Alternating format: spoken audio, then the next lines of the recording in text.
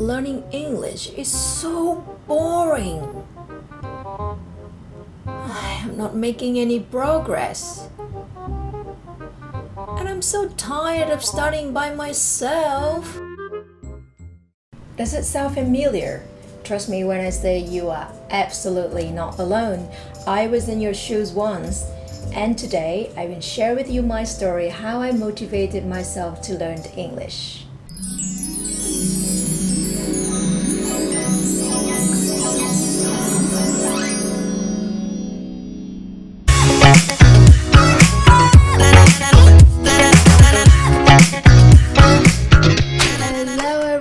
My name is Hong. I got 8.0 in speaking and I'm here to share with you my tips how to improve your band score. But today we will talk about motivation.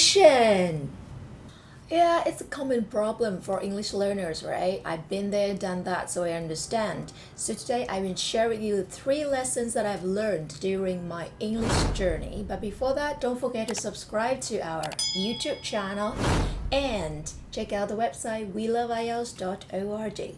Now, let's hop into a time machine and get back to my past. I was a high school student in Vietnam. I had been studying English for around 10 years in school, but I did poorly.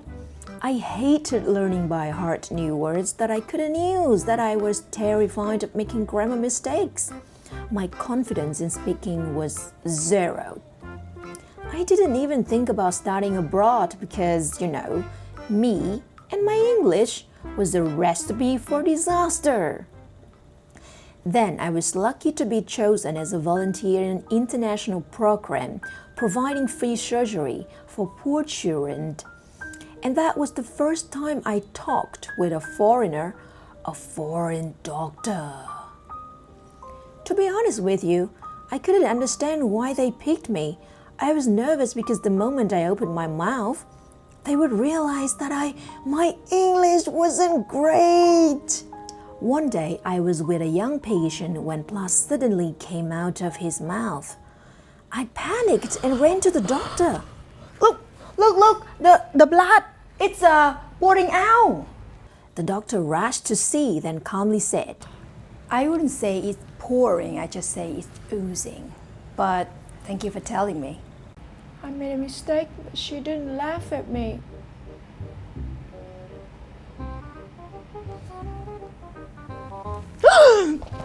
You know what? When I first learned English, I was so afraid of being judged by everyone around.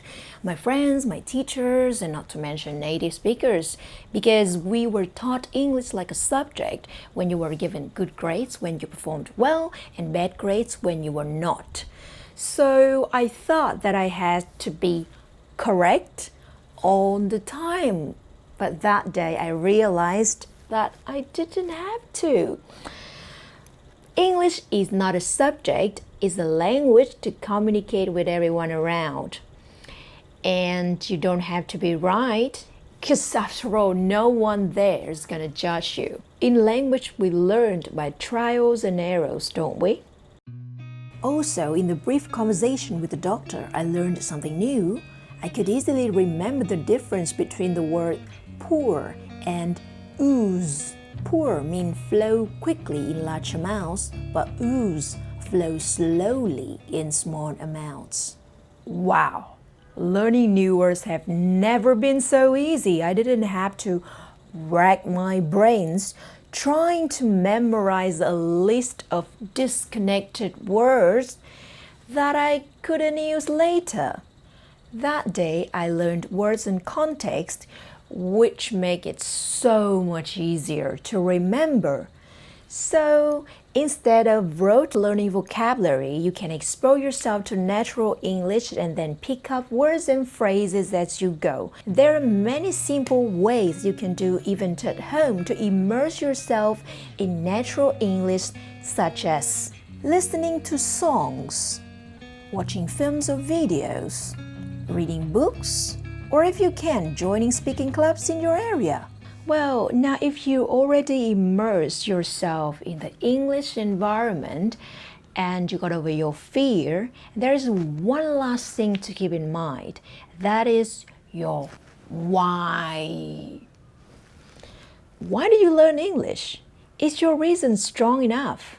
Because learning English is a long journey. It's not an overnight success. So you really need a big why to help you be persistent till the end. As for me, 10 years ago, English was an obstacle in my journey to reach my dream. I wanted to study abroad desperately. And the true reason was I was young and I felt bored of living with my family and longed to move out. The only way to do that in my culture is to study abroad. I even wrote down my dream in words and put them on the desk like this. As silly as it sounds, the motivation was strong and clear. I threw myself into preparing for IELTS, exposing myself constantly to English and practicing as much as I could. Finally, as you can see, I'm sitting here making a video for Cambridge, sharing tips about learning English with everyone around the world. Looking back, it has been quite a journey, but it all started with small steps and big why. And why the why is clear, then the how will be clear as well. That's all for me. These are my 3 lessons that I've learned in my English journey. How about you? I believe that each of us has our own stories of learning languages to share. So don't forget to leave a comment below to let me know. I'm so looking forward to hearing from you guys. But now, bye-bye, and I'll see you in the next video. Bye-bye, see ya, stay motivated.